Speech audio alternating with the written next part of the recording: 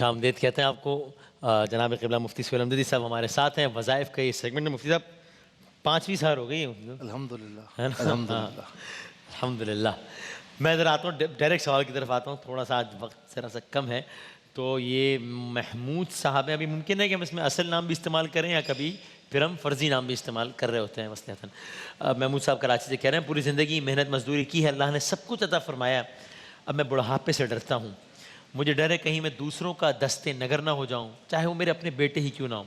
یعنی خلاصہ یہ کہ وہ کہہ رہے ہیں کوئی ایسی دعا بتائیں کہ میں کسی کا محتاج نہ ہوں، مجھے کسی کے آگے ہاتھ نہ پھیلانے پڑے، اللہ تعالیٰ اپنا محتاج رکھے بس۔ بسم اللہ الرحمن الرحیم صلی اللہ علیہ وآلہ واصحابہ وبارک وسلم۔ دیکھیے وسیم بھائی، فرضی ناموں کے ساتھ ہو، کسی بھی نام کے ساتھ ہو، لیکن یہ بہت سے لوگوں کا مسئلہ ہوتا ہے۔ صحیح۔ تو الحمدللہ جب یہاں سے بات جاتی ہے نا تو بہت سی تسکین ہو جاتی ہے بہت سے لوگوں کی۔ بالکل ایسے۔ اچھا، نمبر ایک میں یہاں پر یہ عرض کروں گا کہ بعض اوقات نا ایک شخص بڑی لاپرواہی کے ساتھ زندگی بسر کرتا ہے، نہ اولاد کا حق، نہ اولاد کے حقوق کا خیال ہوتا ہے، نہ گھر والوں کے، اور جس طرح وہ چاہتا ہے اسی طریقے سے زندگی بسر کرتا ہے۔ صحیح ہے۔ اور جب اولاد کو ٹائم دینے کا وقت ہو تو اس وقت ٹائم نہیں دیتا۔ نتیجہ پھر یہ ہوتا ہے کہ جب بڑھاپے کی عمر کو پہنچتا ہے نا تو پھر اس کے ساتھ کوئی نہیں ہوتا۔ جب وہ چاہتا ہے کہ جی، جب وہ چاہتا ہے کہ میری گھر والی، میں اس سے کچھ بات کروں، جب وہ چاہتا ہے اپنی اولاد سے بات کروں، تو پھر ان کے پاس ٹائم نہیں ہوتا آپ کے لیے، ٹھیک ہے نا۔ اگر ایسی سچویشن کسی کے ساتھ ہو تو اسے چاہیے کہ دیر آیت درست آیت، کم از کم یہ کہ وہ اپنے گھر والوں کے ساتھ انٹریکشن کرنے کی کوشش کرے، مزید وقت ضائع نہ کرے۔ جی، مزید وقت ضائع نہ کرے۔ دوسرا یہ ہے کہ اگر سچویشن ایسی ہے کہ پوری زندگی خیال رکھا اپنی اولاد کا، گھر والوں کا، ان کے تمام رائٹس جو ہے ان کو پورا کیا، اس کے باوجود بھی اگر خدشہ ہے کہ اولاد نافرمان ہو جائے گی، یا میں بعض اوقات ایسا بھی ہوتا ہے کہ میری پراپرٹی ہے تو میں ساری اولاد کو دے دیتا ہوں، اچھا خود بے فکر ہو کر بیٹھ جاتا ہوں، اور یوں سمجھ لیجیے کہ پھر ان کی طرف میں تکتا ہوں کہ مجھے وہ کچھ نہ کچھ دیں۔ تو ایسا بھی نہ کریں، اولاد کو ضرور دیں لیکن بڑھاپے کا آسرا کچھ نہ کچھ اپنے لیے، گھر والوں کے لیے ضرور رکھیں۔ دوسری بات یہ ہے کہ اگر ایسی سچویشن ہو تو میں اولاد سے بھی کہوں گا کہ خدا نخواستہ باپ نے آپ کے حقوق کو پورا نہیں بھی کیا تو ایسا نہیں کہ جو والد کے حقوق آپ پر ہیں وہ ختم ہو جائیں گے، ایسا نہیں ہے۔ صحیح۔ وہ اگر اس نے غلط کیا ہے تو اللہ تعالیٰ کے نزدیک پوچھ گچھ ہوگی اس ابھی کی۔ وہ سورہ لقمان کی آیت سے آغاز ہوا نشریات کا، تو اس میں یہ ہے کہ اگر وہ شرک پر بھی آمادہ کرنا چاہیں تو ان کی یہ بات نہ مانو، لیکن احترام پہ پھر بھی کمپرومائز نہیں ہونا چاہیے۔ اس سے بڑی بات کیا؟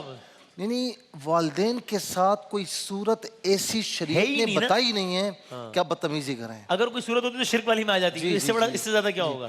بلکہ میں یہاں تک کہوں آپ کو، یہ بڑی ایک حساس بات ہے کہ اگر والدین مشرک ہیں یا کافر ہیں تو آپ ان کو عبادت گاہ تک نہیں لے جائیں گے لیکن وہاں سے واپس لے آئیں گے۔ اچھا جی جی جی، اور کوئی صورت ایسی نہیں کہ آپ بدتمیزی کریں۔ آپ اس سے اندازہ لگائیں نا وسیم بھائی، آپ کسی بات پر تنگ ہوتے ہیں نا کسی، تو اف کہتے ہیں، اف، تو فلا تقل لہما اف، یہ قرآن کی آیت ہے۔ جی جی جی، ان سے اف تک نہ کہنا، جو کہ سب سے ہلکا جملہ ہے۔ تو اگر والدین کی کیئر کریں گے اللہ تعالیٰ آپ کو غیب سے اتنا عطا فرمائے گا کہ سنبھالے نہیں سنبھلے گا۔ اب آ جائیے اس پر، میں کہوں گا کہ میرے بھائی آپ ڈرتے کیوں ہیں؟ جب اللہ تعالیٰ سفید بالوں سے حیا فرماتا ہے تو پھر تو انسان بھی حیا کرے گا نا۔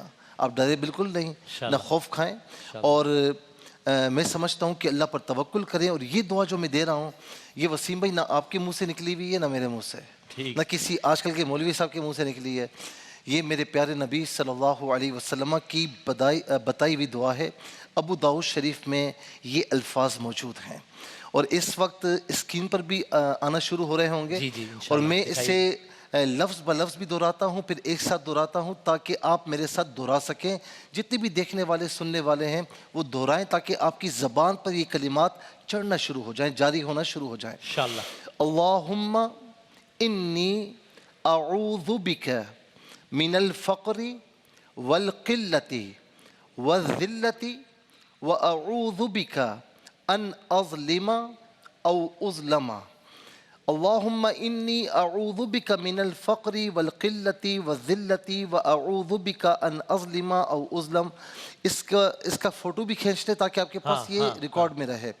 اے اللہ میں تیری پناہ چاہتا ہوں محتاجی سے اور تیری پناہ چاہتا ہوں مال کی کمی اور ذلت سے اور تیری پناہ چاہتا ہوں اس سے کہ میں کسی پر ظلم کروں یا کوئی مجھ پر ظلم کرے. کتنی جامع اور معنی دعا ہے.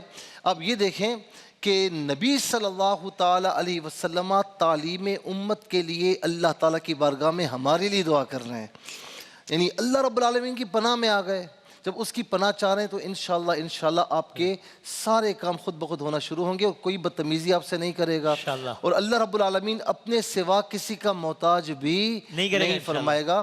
نمازوں کی پابندی کے ساتھ اس سے فجر کے بعد، عصر کے بعد اور عشاء کے بعد اس سے صرف 5 مرتبہ پڑھ لیں اور جے نماز پر بیٹھ کر اس کے ترجمے کو پیش نظر رکھ کر پڑھیں.